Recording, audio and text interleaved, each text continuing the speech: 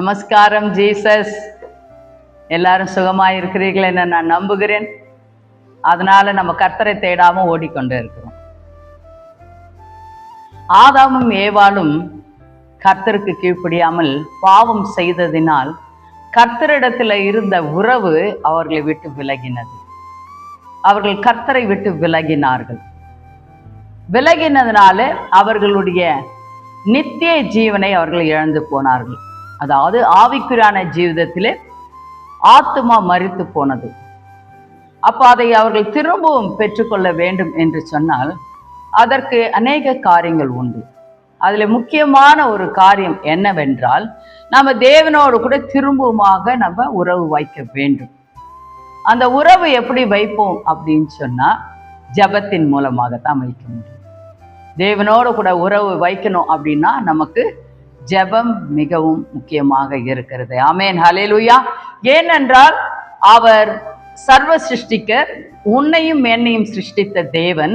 அவரிடத்தில் நீ ஜெபிக்கும் பொழுது கர்த்தர் உன்னை கண்டிப்பாக அவர் கண்ணோக்குவார்.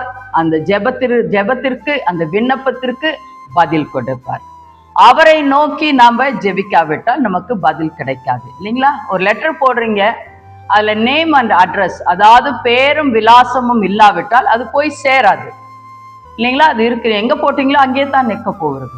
அதே போலத்தான் நம் தேவனை நோக்கி ஜெபிக்காவிட்டால், உன்னை உருவாக்கின தேவனை நோக்கி ஜெபிக்காவிட்டால் உனக்கு என்ன தேவை என்பதை அவர் அறிந்திருந்தும் நீ அவரோடு கூட உறவு வைத்துக் கொள்ள வேண்டும் என்று சொல்லி அவர் எதிர்பார்க்கிறார். நீ அவரிடத்தில் கேட்க வேண்டும் என்று சொல்லி அந்த உறவு இருந்தால்தான் உனக்கு நித்திய ஜீவன் உண்டு. உன்னுடைய ஆத்துமா உயிரோடு கூட இருக்கும் ஆவிக்குறான ஜீவிதத்திலே. அதனால் தான் ஜெபம் செய்யுங்கள் என்று நம்ம சொல்லுகிறோம். தினமும் நமக்கு ஜெபம் மிகவும் அவசியமாக இருக்கிறது, முக்கியமாக இருக்கிறது. அவசியத்தை காட்டிலும் முக்கியமாக இருக்கிறது. அதுதான் நம்மளை ஒவ்வொரு நாளும் பாதுகாத்து கொண்டு வருகிறது. அதனால் நாம் கண்டிப்பாக ஜெபிக்க வேண்டும். அதனால தான் தேவன் என்ன பண்ணாரு, உறவு வைத்துக் கொள்ள வேண்டும் என்று சொல்லி அந்த நாட்களிலே கட்டளைகளை கொடுத்தார். பலிகளை செலுத்தும்படியாக, பாவ நிவாரண பலி, இப்பேற்பட்ட பலிகளை செலுத்தும்படியாக பழைய ஏற்பாட்டில கொடுத்தார். புதிய ஏற்பாட்டில் என்ன என்றால் ஜெபிக்க கற்றுக் கொடுத்தார் ஏசப்பா. சீஷர்களுக்கு ஏசப்பா கற்றுக் கொடுத்தார். ஏனென்றால் ஏசப்பா பரலோகத்திற்கு எடுக்கப்பட்ட பிறகும் அவர்களை இவரோடு கூட உறவு வைக்க வேண்டும் என்று சொல்லி ஜெபிப்பதற்காக அவர் கற்றுக் கொடுத்தார். அந்த வசனத்தை வாசித்து நான் முடிக்க விரும்புகிறேன். மத்தேயு 6ஆம் அதிகாரம் 9வது வசனத்திலிருந்து வாசிக்கிறேன். நீங்கள் ஜெபம் பண்ண வேண்டிய விதமாவது என்று சொல்லி ஏசப்பா சொல்லி கொடுக்கிறார். பரமண்டலங்களில் இருக்கிற எங்கள் பிதாவே, பாருங்க, பிதாவை நோக்கி வேண்டிக் கொள்ள சொல்கிறார். உம்முடைய நாமம் பரிசுப்படுவதாக. அவர் பரிசுத்தமா இருப்பதனாலே நாமும் பரிசுத்தமா இருக்கவே விரும்புகிறார். அப்படி பரிசுத்தோடு கூட இருக்கும்பொழுது கர்த்தரோடு கூட நமக்கு உறவு உண்டாகும். அதனால் தான் நம்ம என்றைக்கும் பாவத்தை அறிக்கை செய்து மன்னிப்பை கேட்டு பெற்றுக்கொள்ள வேண்டும், சரிங்களா? அப்படியாக நம்ம செய்யணும்.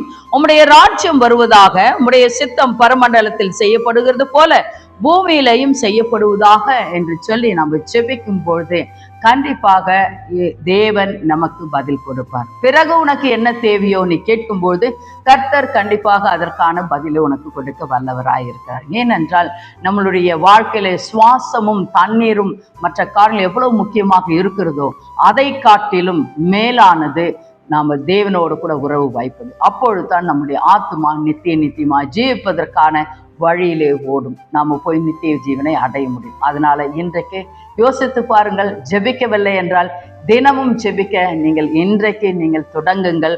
கண்டிப்பாக கர்த்தர் உங்களோடு கூட பேசுவார். ஏனென்றால் அவர் பேசுகிற தேவன். அவர் மரித்தார், அடக்கம் பண்ணப்பட்டார், 3ஆம் நாள் உயிரோடு கூட எழுந்திருத்து இன்றைக்கும் பிதாவாகிய தேவனுடைய வலது பாரசத்தில் அமர்ந்து உனக்காக எனக்காக பரிந்து பேசிக்கொண்டே இருக்கிறார். அதனால ஜீவன் உள்ள தேவன். நீங்க பேசும்போது அவரும் அவர் காத்து கொண்டு இருக்கார். நீங்க பேசினால் அவர் பதில் கொடுப்பார். ஆனால் இன்றிலிருந்து ஜெபிக்க நீங்க கற்றுக்கொள்ளுங்கள். ஜெபியுங்கள். அன்றாட தேவைகளுக்காக ஜெபியுங்கள், பாதுகாப்பிற்காக ஜெபியுங்கள், வியாதி குணமாக ஜெபியுங்கள். இன்னும் என்னென்ன காரியம் உங்களுக்கு தேவையோ, சிறு காரியமானாலும் பெரிய காரியமானாலும் கர்த்தரிடத்திலிருந்து தான் வரணும். அதனால் அதற்காக அவரிடத்தில் ஜெபியுங்கள். அந்த உறவை வைத்துக் கொள்ளுங்கள்.